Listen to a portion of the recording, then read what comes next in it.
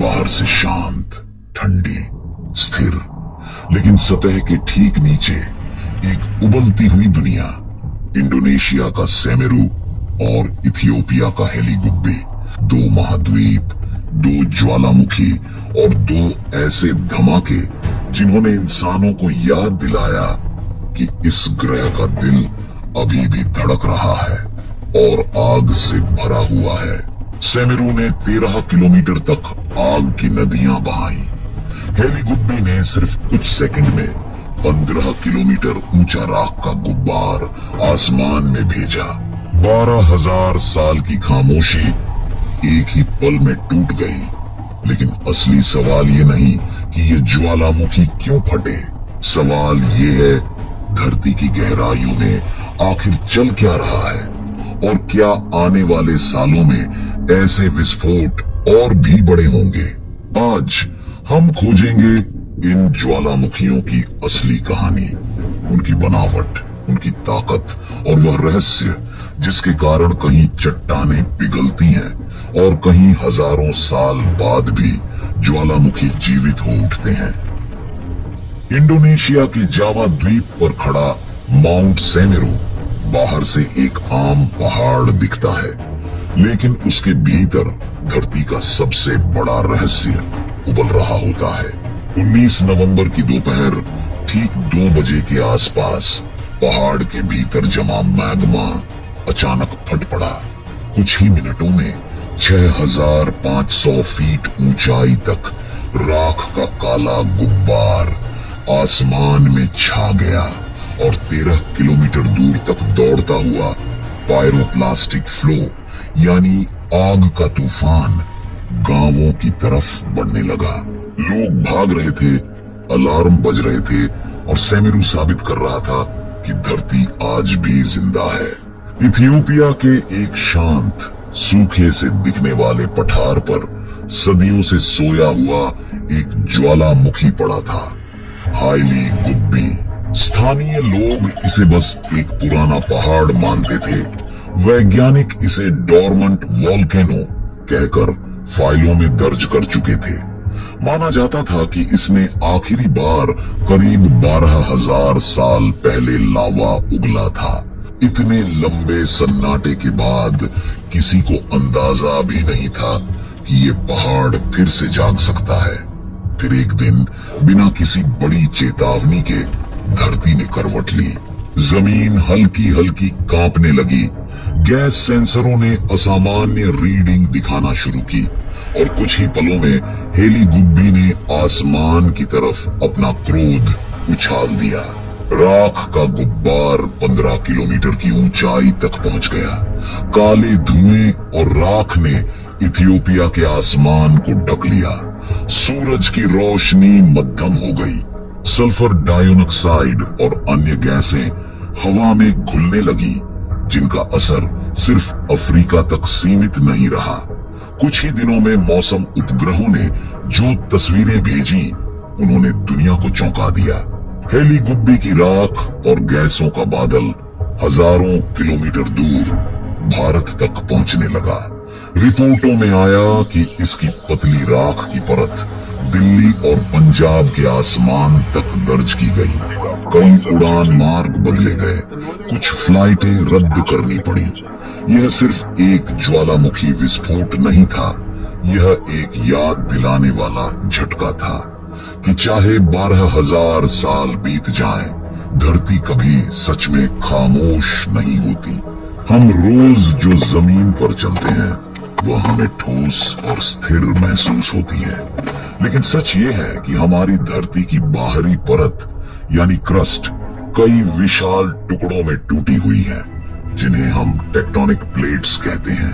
ये प्लेटें लगातार हिलती खिसकती रहती हैं, साल में कुछ सेंटीमीटर, लेकिन लाखों सालों में यही कुछ सेंटीमीटर पूरी पृथ्वी का नक्शा बदल देते हैं। जब दो प्लेटें आपस में टकराती हैं, अलग होती हैं या एक प्लेट दूसरी के नीचे धंसने लगती है, तो गहराई में स्थित चट्टानों पर दबाव और तापमान दोनों बढ़ने लगते हैं। यह चट्टानें पिघलकर मैग्मा बनाती हैं। बेहद गर्म पिघली हुई चट्टान जिसका तापमान हजारों डिग्री सेल्सियस तक हो सकता है। मैग्मा हल्का होता है, इसलिए वह नीचे की घनी चट्टानों के बीच से रास्ता बनाते हुए ऊपर की ओर उठने लगता है। कभी कभी यह धरती की सतह से कुछ किलोमीटर नीचे रुककर एक विशाल मैग्मा चेंबर बना लेता है, जहां यह सालों, सदियों या हजारों सालों तक जमा रह सकता है। इस दौरान मैग्मा के भीतर घुली गैसों का दबाव लगातार बढ़ता जाता है। जैसे किसी प्रेशर कुकर में भाप का दबाव बढ़ता है, वैसे ही मैग्मा भी आसपास की चट्टानों पर जबरदस्त दबाव डालता है। एक समय ऐसा आता है जब ऊपर की चट्टानें इस दबाव को सहन नहीं कर पाती। वे टूट जाती हैं, दरारें बनती हैं और इन्हीं दरारों से मैग्मा तेजी से सतह की तरफ भागता है। जब यह पिघली चट्टान जमीन के बाहर निकलती है तो हम उसे लावा कहते हैं। यही लावा, राख, गैसें और चट्टानें मिलकर वह दृश्य बनाती हैं जिसे हम ज्वालामुखी विस्फोट कहते हैं। अब सवाल उठता है कि आखिर सेमेरू और हेलीगुब्बी जैसे ज्वालामुखी अचानक सक्रिय क्यों हो जाते हैं? इसका जवाब हमें उनकी लोकेशन और प्लेट टेक्टोनिक्स में छिपा मिलता है। इंडोनेशिया का सेमेरू एक ऐसे क्षेत्र में स्थित है जहां इंडियन ऑस्ट्रेलियन प्लेट धीरे धीरे यूरेशियन प्लेट के नीचे धंस रही है।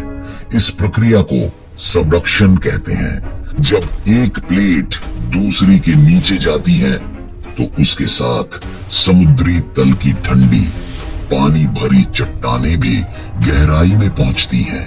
बढ़ते तापमान और दबाव के कारण ये चट्टानें पिघलने लगती हैं और मैग्मा बनता है। यही मैग्मा हल्का होकर ऊपर उठता है और समय के साथ किसी पहाड़ के नीचे जमा होकर ज्वालामुखी को जन्म देता है। सेमेरू के मामले में यह मैग्मा चेंबर लगातार बढ़ता रहा। विस्फोट छोटे छोटे भी होते रहे, लेकिन 19 नवंबर जैसा विस्फोट तब हुआ जब गैसों और मैग्मा का दबाव एक खास सीमा से ऊपर चला गया।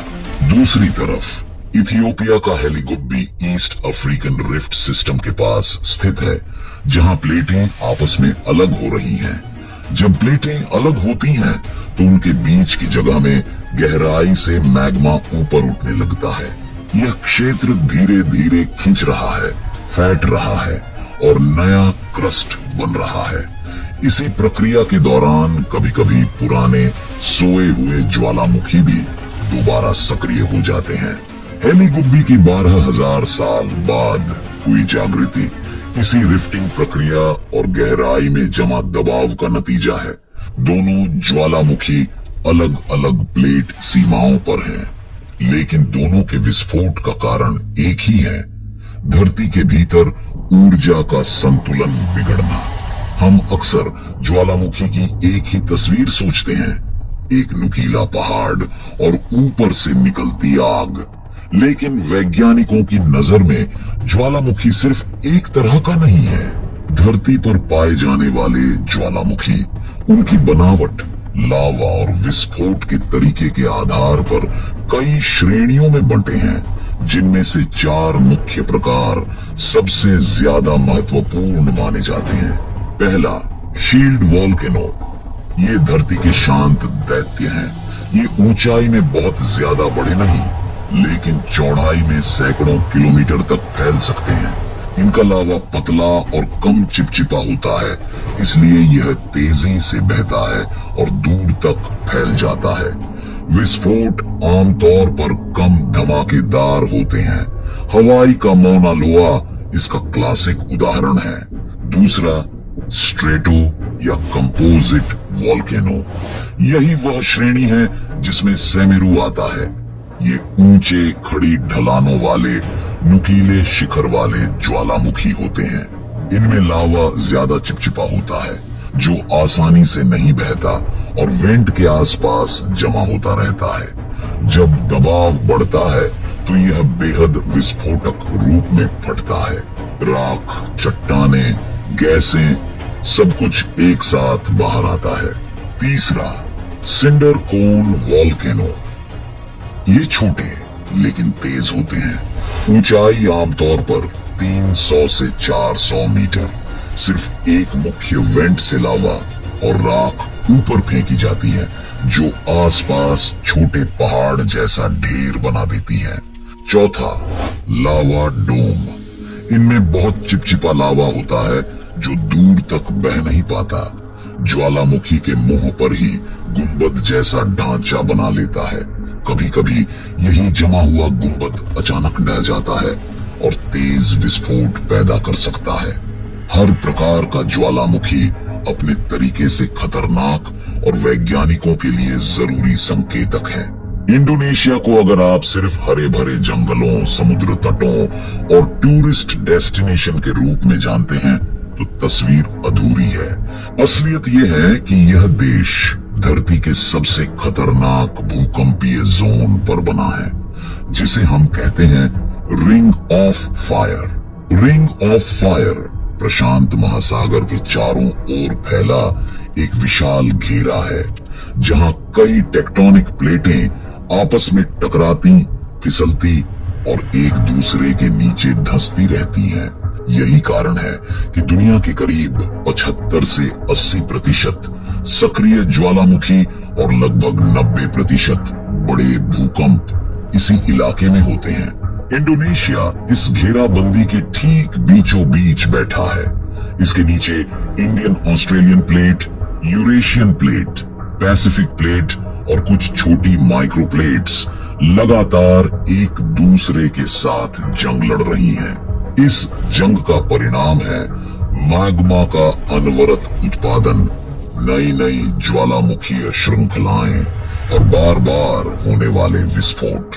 जावा, सुमात्रा, बाली, लोम्बोक, सुम्बावा, इन द्वीपों पर फैले ज्वालामुखियों की पूरी कड़ी एक तरह से आग की दीवार बनाती है।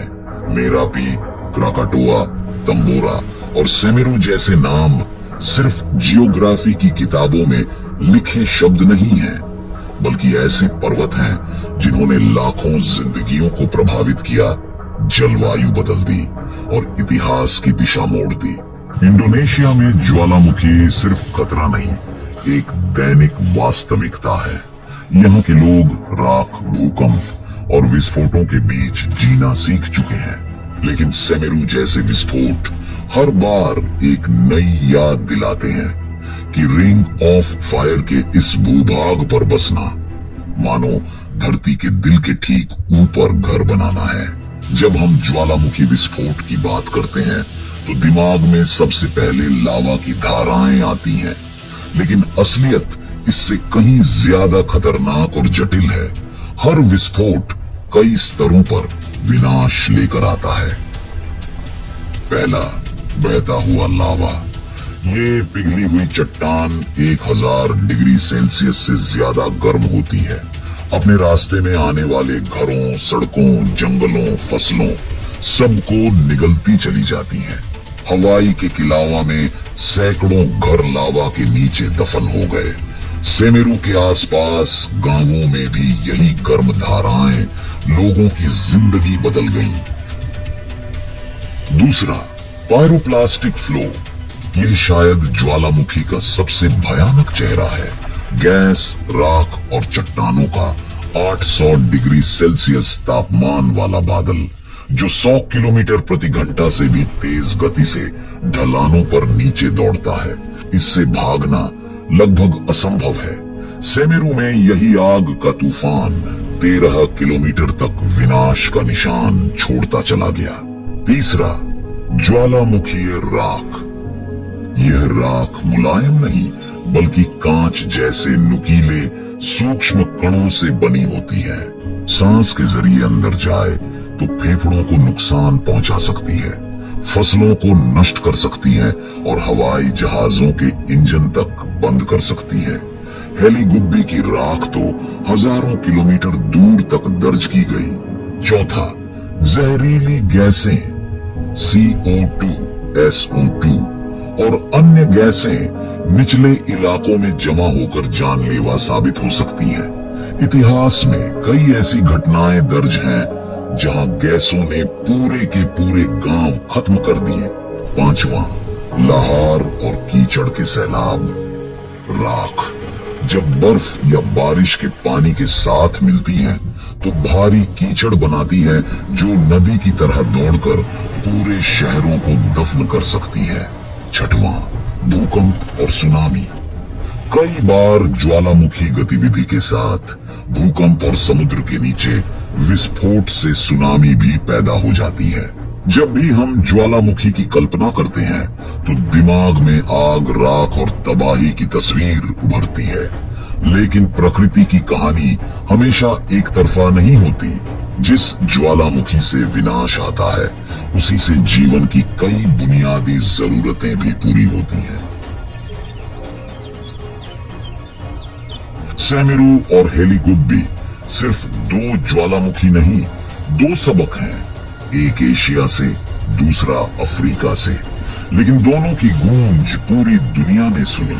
सेमेरू ने दिखाया कि अत्यधिक सक्रिय ज्वालामुखी के आसपास बसे समुदाय कितने असुरक्षित होते हैं। भले ही वहां के लोग बार बार होने वाले छोटे विस्फोटों के आदी हो चुके हों, लेकिन एक बड़ा विस्फोट अचानक सारी तैयारी की परीक्षा ले लेता है। इमरजेंसी अलर्ट सिस्टम, सुरक्षित निकासी रास्ते, आश्रय स्थल, ये सब सिर्फ कागजों पर नहीं, जमीन पर भी मजबूत होने चाहिए। सेमेरू के आसपास तेजी से की गई निकासी ने सैकड़ों जानें बचाई, लेकिन साथ ही यह भी दिखाया कि अभी बहुत कुछ सुधारना बाकी है। दूसरी तरफ हेलीगुब्बी ने एक अलग तरह की चेतावनी दी कि डोरमेंट ज्वालामुखी को कभी नजरअंदाज नहीं किया जा सकता। सेमेरू और हेलीगुब्बी की कहानी आखिरकार हमें यही सिखाती है कि हम धरती के मालिक नहीं, सिर्फ मेहमान हैं, और मेहमान को मेजबान के मिजाज को समझना ही पड़ेगा। अगर आपको धरती, विज्ञान और प्रकृति की ये असली कहानियां पसंद आती हैं, तो वीडियो को लाइक कीजिए, अपने दोस्तों के साथ शेयर कीजिए, और ऐसी ही रोमांचक डॉक्यूमेंट्रीज के लिए चैनल को सब्सक्राइब करना ना भूलें। मिलते हैं अगली रहस्यमयी यात्रा में। तब तक जिज्ञासा बनाए रखें। धन्यवाद।